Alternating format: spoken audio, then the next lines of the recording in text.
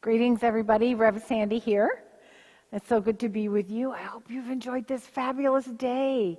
I really feel like it's summer.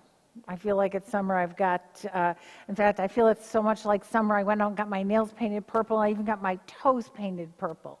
So I hope you enjoyed this fabulous day in May that feels more like, I think somebody on the news said today, feels more like August, but without the humidity. So I'm good with that. I am so happy to be with you tonight. And we've been talking about creation stories. And there are many, many creation stories and myths around the world. And I found this wonderful book called In the Beginning, Creation Stories from Around the World by Virginia Hamilton. And I got it in a used bookstore in Peterborough, New Hampshire. And so I'm going to share with you two stories tonight from two different traditions about creation. And I just want to read something that the author wrote in her foreword. She says that myth stories present themselves as truth and accounts of actual facts, no matter how different these facts or truths may be from our ordinary kind of real experience. These are myths that are sacred or religious. And in all of them, there's the feeling that the unusual or the divine events are taking place. These myths from around the world were created by people who sense the wonder and the glory of the universe. And they talk about creation and origins of different things. Origins identify us, human beings, as the highest of the animals and the lowest of the gods. That's kind of interesting. And this is where we fit, she says. Our history as given in the myths shows our purpose. Along with all living things, we must make the world a safe place for us to be ourselves. In the beginning shows us how humankind learned to live upon the earth. So let us read these stories for their poetic beauty and the wondrous vision of the people who created them. So tonight, like I said, we're going to read two stories. One is called The Pea Pod Man, and it's about Raven, the creator. And it's a wonderful, she says, this is a wonderful, dramatic Eskimo myth, parts of which are widely known from Siberia to Greenland. The myth speaks of a society rather than a universe. Raven is a trickster god, so we'll see what that's about, who travels from heaven to earth and sometimes in some stories down into the sea, all the way to the sea floor. He has sacred power and he can change his form. Raven instructs people in living. He creates first man through the pea vine and other people and animals from clay taken from the earth creek. So this is the story of the Pea Pod Man and Raven, the creator. So there's the illustration. There's the Pea Pod Man and Raven. This is a story from Eskimo myth. Time was there were no people on earth, and the man lay still in the pea pod. 4 days passed, and on the 5th day, he pushed with his feet, and he broke through the bottom of the pod and fell to the ground. When he got up, he had become a grown man. He looked around at everything, and he looked at himself, at his arms and his legs and his hands, and he felt his face and his neck. The pod that had held him still hung on the vine with a hole in the bottom of it. The man walked away from the pod where he had started, and he felt the ground kind of squishy under his feet. The way it moved didn't feel comfortable to him, and he stood still, and slowly around his feet a pool of water formed. And he bent down, and he drank from the pool. It felt good, the way the water went into his mouth and down his throat. Again, he stood up, and he was refreshed. Next, he saw something, a dark thing that was flapping, and it was coming toward him, and then it was right before him, and it was looking at him curiously. It was Raven. Raven lifted one of his wings and he pushed his beak up to his forehead. And he raised it almost like a mask. And when he moved his beak up, he changed into a man. And he walked around the first man all the way around him to get a good look at him. "Who are you?" Raven asked. "Where did you come from?" "Well, I came from the pea pod. You see it hanging there on the vine?" "I made that vine," said Raven. "I never thought something like you would come from it. Here, this ground that we're standing on is a little bit soft because I just made this. So let's take a walk. We're going to go up to the top of the hill where the ground is a little bit more firm." So they walked up to the high ground, and it was hard under their feet and more comfortable. "Did you have anything to eat?" said Raven. And the man told him about the wet stuff that had been around his feet. And Raven said, "Oh, that's water. I made that too." And then Raven pulled the mask down, and all of a sudden he had wings again, and he took off into the sky and disappeared. Well, 4 days later, Raven came back, and the man was still standing there waiting for him. Raven pushed up his beak and became a man once again. And he had 4 berries in his hand, 2 raspberries and 2 heathberries. I've never heard of a heathberry, have you? "I made these for you," Raven said to the man. "I want them to grow all over the earth. Here, eat these." The man put the berries in his mouth and he ate them. And, "Oh, I feel better," he said. Next, Raven took the man to a small creek. And there the man bird took 2 pieces of clay and molded them into tiny little mountain sheep.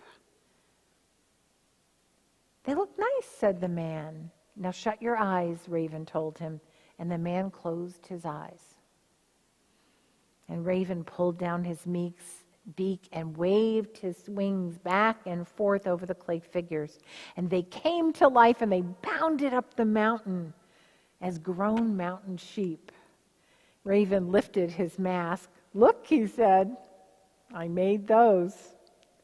The man saw the sheep moving very fast, and they were full of life, and that pleased him. He thought people would like them, for there were more men growing on the vine. But when Raven saw the way the man looked at the mountain sheep with such delight, he put them up high so people would not kill too many of them. Raven made more animals. He moved his wings and brought them to life. Every animal and bird and fish that Raven made, the man viewed with pleasure.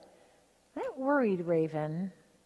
He thought he'd better create something that man would fear, or else man might just eat or kill everything that he saw. So Raven went to another creek, and he took some clay, and he created a bear. And he made the bear come alive. And quickly Raven got out of the way of the bear because the animal was so fierce it would tear him apart and maybe eat him. "You'll get lonely if you stay by yourself," Raven said. "So I'm going to make somebody just for you." Raven went off where he could view the man, but where the man couldn't be sure what he was doing. And there, off a ways, he made a figure out of clay, much like the man's, although a little different. He fastened watercress on the back of the clay figure for hair. And when the figure had dried in the palm of his hand, he waved his wings once again. And it came to life. And it was a woman, a lovely woman. She got up and grew up and stood beside the man. "This is your helper and your mate," said Raven. "She's wonderful," said the man, and he was very happy. Raven went on doing what he needed to do, and the man and the woman had a child. And soon there were many, many, many people and animals.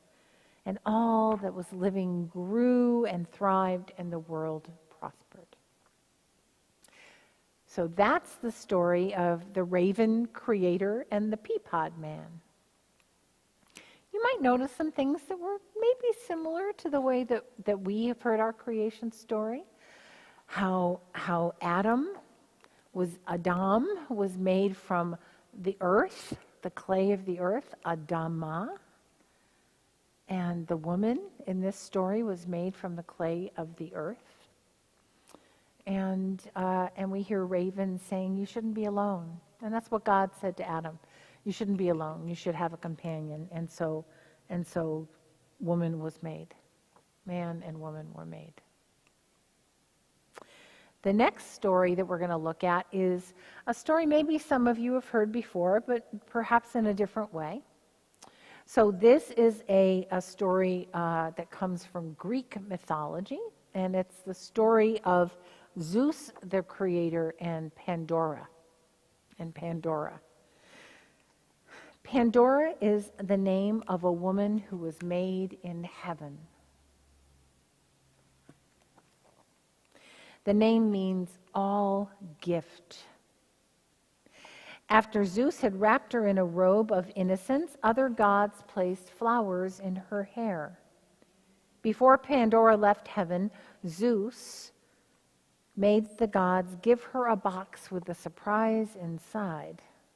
She won't be able to stop herself from looking in the box, said Zeus. And it was Apollo, Zeus's son, who gave Pandora the present from Zeus. The great god, Zeus, sends you this box, he said, and he whispered to her, Pandora, don't ever open this. Oh, no, I won't. I won't. You told me not to, she said to Apollo. And Pandora was very shy and as good as could be. But she had one weakness that put a shadow in her eyes. She was curious about everything. Pandora had to look into everything, every closet, every drawer. She had to look around every corner. She had to touch this jar and that bottle. Oh, she would exclaim whenever she found something new, and she would peer under its cover and breathe in the scent in order to know what it was. One look in the box, perhaps, she said to Venus, smiling her winning smile, just to see what might be inside. No, warned Venus, the goddess of love, the Greek goddess of love. Never, ever look inside that box. Pandora, Zeus gave this to you, and he swore us, everyone else, to a terrible fate if we told you what was inside. All we can do is give you fair warning. Yes, I won't look, said Pandora. I will heed your warning. But she thought somehow that she might find a way to see what's in that box. Then Pandora was sent to Epimetheus, while his brother Prometheus was busy. She entered the house, and Epimetheus came upon her standing in the middle of the room, looking at everything. He could not believe his eyes. Her beauty was so wonderful that it blinded him. You are lovely, he exclaimed. No, more. You are perfect. You are more than perfect. And he could never make up his mind. You're a wonder to behold. Who are you? He kept saying to her. He fell in love with the vision standing before him. I'm called Pandora, she said. I come from Zeus, and I'm here to stay with you. Ah, Zeus. There must be a trick there somewhere. See, Zeus was another trickster like Raven. There must be some trick, something somewhere. Oh, what's that box? Why do you carry that box? She said, I don't really know. Zeus gave it to me, and he said, oh, never, ever accept a gift from Zeus. My brother Prometheus told me this. He said, that box, something about that box must be an awful surprise. Here, I'm going to put this away for you. No, she said. I'll keep it safe. Oh, but Epimetheus didn't trust that. He was afraid of the gift that Zeus had given Pandora. So he took the box and he put it way, way up high on a cupboard where it couldn't be seen. And then Prometheus came home.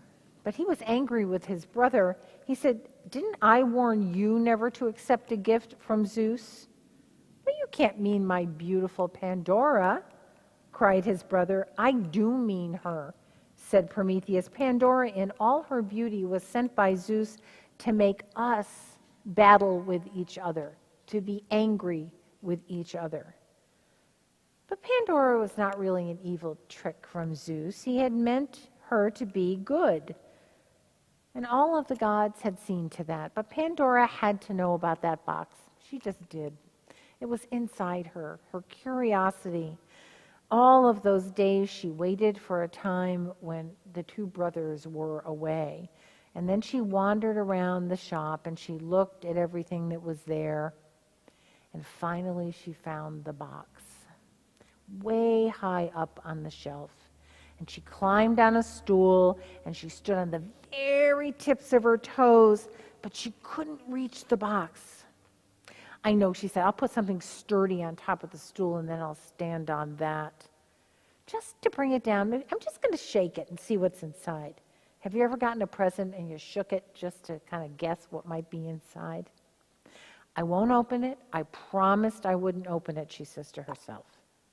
And she stretched up as high as she could, and her hands were shaking as she finally reached the box, and she got it with just the tips of her fingers and slid it toward her, and she tried to lift it, but it flew out of her hands over the side of the shelf. And the lid of the box came off, and it sailed through the air, and the box tumbled. And as it did, there was this great jumble of noise, roars and screams and howls that came from the box. Awful things were in this gift from Zeus. Winged things and crawling things, slithering things and creeping things, bringing with them a slime of dark and gray despair.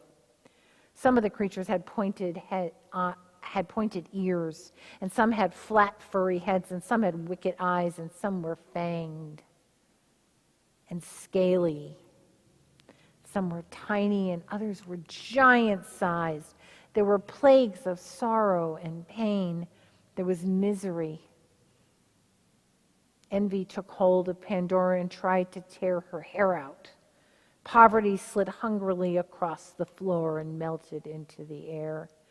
Pandora flung herself at the box. She tried to get the lid back on the box, but it was too late. Of all the awful things that were out of the box, the worst of all was how she felt about herself. But there was one thing left quivering on the floor. It was a small thing, just a little thing that must have been in the bottom of the box. It was not musty or damp or horrible as the rest had been. In fact, its scent was quite sweet. "You're not bad, I can tell," said Pandora. "But you're hurt, aren't you?" she said, swallowing her fear. It didn't answer, so sick it seemed to be. "Here, let me help you," said Pandora. She took hold of the thing by its wings, and it felt warm, and it was trembling, and she could see its heart swell and sink in its chest. It sat up and rested against her breast. There, soothed Pandora. "That's better. Now tell me who you are." "Ah," sighed the little thing, "I must go." And it got up weakly and stood on its crooked little feet. "Don't go," Pandora pleaded. "I need company. It's so lonely here." And the thing said, "If I don't go, what will become of humans without me?" "Who are you?" said Pandora. The thing smiled a wan smile. It seemed to gather strength within, and its brightly colored wings unfolded, bringing with it a fresh breeze. With one great leap, it said, "I am hope. I am hope, and if I do not hurry, humans will have very little reason to live." Hope sprang from the room, from the house, and into the world, and Pandora stood at the open window, holding the empty box from Zeus in her hands, and she saw hope gather light around it, brightening the day. I let all of the ugly things out of the box, cried Pandora. Human beings will have so much trouble. She saw great hope catch up to the ugly things of the world, and when hope was among them, the creatures seemed less sure of themselves, and they lost some of their power. And so it was that hunger and poverty, despair and ugliness came into the world. Forever and always, Pandora would have to live with what happened. Well, it's not all bad, she thought. There's always hope. Hope stays in the world. It is the one good thing out of Pandora's gift box from the great, jealous god Zeus. And what of the rest? We must always keep hope. The creator of this book writes, Pandora is one of the most famous of the Greek creation myths.